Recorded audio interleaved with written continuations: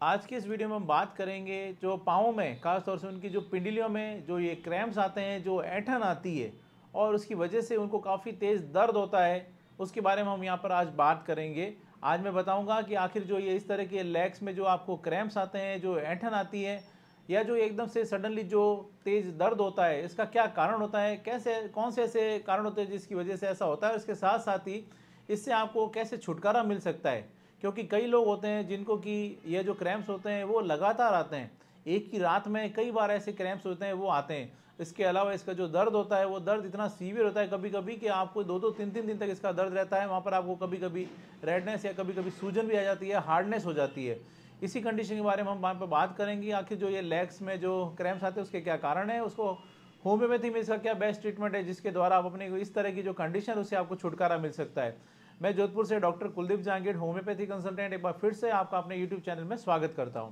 यदि आपको किसी तरह की जॉइंट से संबंधित कोई प्रॉब्लम है, चाहे वो रूमेटॉइड अर्थराइटिस है, चाहे वो आपको गठिया या गाउट है, या फिर आपको सर्वाइकल स्पॉन्डिलाइटिस है, या फिर आपको सैटिका की समस्या है जिसमें आपको पूरे पैर में जो दर्द है वो कमर से होता हुआ नीचे पैरों में जाता है, ऐसी जो कंडीशन है जिसकी वजह से आपको चलने फिरने में परेशानी आ रही है, तो मैं सजेशन दूंगा एक बार आप होम्योपैथी जरूर लें। होम्योपैथी द्वारा अपनी इस तरह की कंडीशन को आप दूर कर सकते हैं। चलिए अब बात करते हैं इस तरह के जो लेग्स में जो क्रैम्प्स आते हैं, जो ऐंठन आती है, इसके क्या कारण होते हैं। इसमें कारण जो होते हैं, कारण ऐसे इसके अज्ञात हैं, पर्टिकुलर ऐसा कोई कारण है नहीं है जिसके बारे में कहा जा सकता है कि इसकी वजह से ऐसा होता है। लेकिन कुछ ऐसा अनुमान मुझे बताया जाता है कि जो मांसपेशियों में और नर्व्स में कुछ कोऑर्डिनेशन में प्रॉब्लम होती है तो उसकी वजह से ऐसा होता है। इसके अलावा कुछ फैक्टर्स होते हैं जो इसको ट्रिगर करते हैं, जो इसके लिए रेस्पॉन्सिबल हो सकते हैं। जैसे कि अगर आपकी डिहाइड्रेशन की आपको शिकायत हो रही है, अगर आप एथलीट हैं आप और आपके शरीर में पानी की कमी हो रही है, तो उस वजह से आपको, यानी आपको अगर बहुत ज़्यादा पसीना आया है उसके कारण आपको ये इस तरह की कंडीशन, लेग्स में जो क्रैम्प्स हैं वो आ सकते हैं। इसके अलावा अगर आपने बहुत ज़्यादा फिजिकल वर्क किया है जिसकी वजह से आपकी मांसपेशियों में थकान आ गई है, खासतौर से पैरों में अगर आपको थकान हो रही है, उस वजह से भी आपको इस तरह की कंडीशन है जो डेवलप हो सकती है, आपके पैरों में आपको ऐंठन आ सकती है। इसके अलावा आपके अगर न्यूट्रिशन डेफिशिएंसी है, खासतौर से विटामिन बी 12 की, कैल्शियम की, विटामिन D3 की, मैग्नीशियम की, अगर इस तरह से आपको न्यूट्रिशन की अगर डेफिशिएंसी है तो उसकी वजह से भी आपको इस तरह के जो मांसपेशियों में जो ऐंठन या जो क्रैम्प्स है वो आ सकते हैं। इसलिए जब कभी भी मेरे पास में ऐसे पेशेंट आते हैं मैं उनका कैल्शियम D3 वगैरह करवा के जरूर देखता हूँ। इसके अलावा एक कंडीशन होती है जिसको बोलते हैं PAD यानी पेरिफेरल आर्टरी डिजीज। उसके अंदर क्या होता है कि आपकी जो पैरों की जो आर्टरी होती है, जो कि ऑक्सीजनेटेड ब्लड जो होता है उसको आपके पैरों में एक एक सेल्स तक ले जाने का काम करती है। उन जो आर्टरीज होती है उन वेसल्स के अंदर जब ब्लॉकेज आ जाता है तो उनको प्रॉपरली आपके पैरों को जब आपको ऑक्सीजन नहीं मिल पाती है, उस कंडीशन में भी वहाँ पर ऑक्सीजन की कमी की वजह से आपको इस तरह के पैरों में जो क्रैम्प्स है, जो ऐंठन है, वो आ सकते हैं। यह भी इसके लिए रेस्पॉन्सिबल हो सकता है। इसके अलावा नर्व में कंप्रेशन की वजह से ऐसा हो सकता है। इसके अलावा अगर आप किडनी डिजीज से ग्रसित हैं, लिवर सिरोसिस की अगर आपको शिकायत है, अगर आपको महिलाओं में बात करें तो उनको प्रेगनेंसी में भी इस तरह की जो कंडीशन है वो देखने को मिल सकती है। इसके अलावा अगर आपको थायराइड है, आपको आपके हार्मोनल इम्बैलेंस है, उसके कारण ऐसा हो सकता है। डायबिटीज़ जो होता है, डायबिटीज़ की वजह से भी ऐसे जो लेग्स में जो क्रैम्प्स है वो आ सकते हैं। इसके अलावा अगर बहुत ज़्यादा अल्कोहल का यूज़ करते हैं तो उसकी वजह से भी आपको लेग्स में जो आपको ये क्रैम्प्स हैं, जो ऐंठन है, वो आ सकती है, उसकी जो संभावना होती है वो बढ़ जाती है।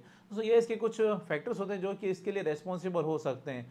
चलिए बात करते हैं कि अगर ऐसे क्रैम्प्स आते हैं तो उसमें आपको क्या करना चाहिए। अगर रात को ऐसा क्रैम्प्स आए तो आपको क्या करें। जब कभी भी आपको रात को सो रहे हैं और अगर आपको इस तरह के क्रैम्प्स आते हैं, सडनली आपको लगता है कि काफ़ी सीवियर पेन हो रहा है, उस कंडीशन में आपको, जब आप एकदम से आपकी आंख खुलती है तो आपको जो आपका जो पैर का जो तलवा होता है उसका, जो अगर हम बात करें पैर के पंजे का जो आगे वाला हिस्सा होता है, जो अंगूठा और अंगुलियां जो हिस्सा होता है, उसको आप थोड़ा सा ऊपर की तरफ उसको खींचें। चाहे वो उसमें आप अपने हाथों की मदद से भी उसको ऊपर की तरफ, आप घुटने की तरफ आप उसको खींच सकते हैं। अगर इस तरह से उसमें स्ट्रेचिंग करते हैं, थोड़ी देर के लिए आप उसको होल्ड करके रखते हैं तो आपको इसमें काफ़ी आराम मिलता है। और इसके अलावा रूटीन में भी आप अपना फिजिकल एक्टिविटी करें, थोड़ा एक्सरसाइज करें, स्ट्रेचिंग एक्सरसाइज कर सकते हैं। और उसके अलावा डिहाइड्रेशन नहीं होने दें। आप अगर आप फिजिकली एक्टिविटी ज़्यादा करते हैं, अगर आपको पसीना बहुत ज़्यादा होता है, एथलीट हैं, तो आपको पानी की कमी नहीं हो शरीर में, इसका ध्यान रखें। इसके साथ साथ ही अपना calcium, vitamin B12, vitamin D3, इस तरह के जो सप्लीमेंट्स हैं या जो ये इस तरह के विटामिन है उसकी अपना जांच जरूर करवा लें कि कहीं आपको कैल्शियम, विटामिन D3 की या B12 की कोई डेफिशिएंसी तो नहीं है। अगर आपको बहुत ज़्यादा फिजिकल एक्टिविटी का रहती है, आपको बहुत ज़्यादा फिजिकल लेबर करना पड़ता है, तो आप उसमें भी थोड़ा सा बीच बीच में आप थोड़ा सा रेस्ट कर लें। इस तरह से अपने लाइफ स्टाइल में थोड़ा सा बदलाव करके, कुछ एक्सरसाइज द्वारा आप अपने आप को इस तरह की कंडीशन से आप बचा सकते हैं। इसके साथ साथ ही कुछ होम्योपैथी मेडिसिन होती है जो कि इस तरह की जो लेग्स में जो क्रैम्प्स आते हैं उस क्रैम्प्स को दूर करने में आपकी मदद करती है। होम्योपैथी में इस तरह की कंडीशन को दूर करने के लिए काफ़ी अच्छी मेडिसिन है जो कि अवेलेबल होती है, जिसके काफ़ी अच्छे रिजल्ट्स होते हैं। यहाँ पर अगर मैं कुछ खास दवाइयों की मैं बात करूँ जो कि अक्सर मैं क्लिनिक में काम लेता हूँ और उसके काफ़ी अच्छे रिजल्ट्स मिलते हैं, तो इसमें जो सबसे पहली और जो खास मेडिसिन है वो है रस्टॉक्स 30। रस्टॉक्स 30 इस तरह की जो कंडीशन होती है उसमें काफ़ी अच्छे रिजल्ट देती है और जनरली 3-3 बूंद डायरेक्ट जी पर दिन में 3 बार मैं पेशेंट को लेने के लिए देता हूँ। इसके अलावा एक और जो मेडिसिन है वो है प्लम्बामेट 30। प्लम्बामेट 30 भी इस तरह की कंडीशन को दूर करने में काफ़ी अच्छे रिजल्ट देती है, उसको भी मैं 3-3 बूंद डायरेक्ट जी पर दिन में 3 बार लेने के लिए देता हूँ। इसके अलावा एक और मेडिसिन है जिसके कि काफ़ी अच्छे रिजल्ट हैं, वो है क्यूप्रोमेट 30। क्यूप्रोमेट 30 भी लेग्स में जो क्रैम्प्स आते हैं उसको दूर करने में काफ़ी अच्छे रिजल्ट देती है। इस तरह से ये कुछ इसकी मेडिसिन, इसके अलावा और भी बहुत सारी मेडिसिन होती है जो कि पेशेंट के सिम्टम के अकॉर्डिंग उनको देने से काफ़ी अच्छे रिजल्ट मिलते हैं।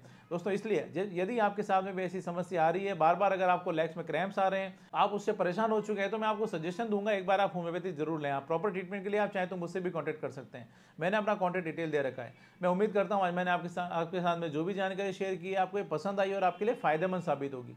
इसी तरह मेरे साथ जुड़े रहें, इस चैनल को सब्सक्राइब करें, बेल आइकन जरूर दबाएं ताकि जैसे भी नेक्स्ट वीडियो अपलोड करूं आपके पास उसका नोटिफिकेशन आ सके। Thank you.